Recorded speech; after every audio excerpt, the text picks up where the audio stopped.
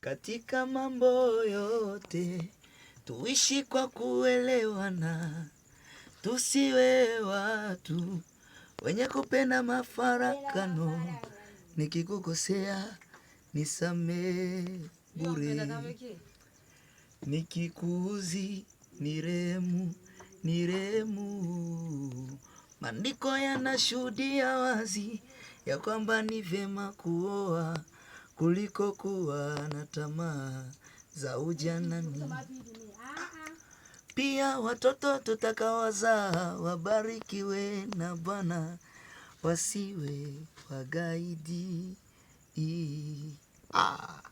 Imeandikwa mtii mume wako, imeandikwa mheshimu mume wako, imeandikwa mtii mume wako.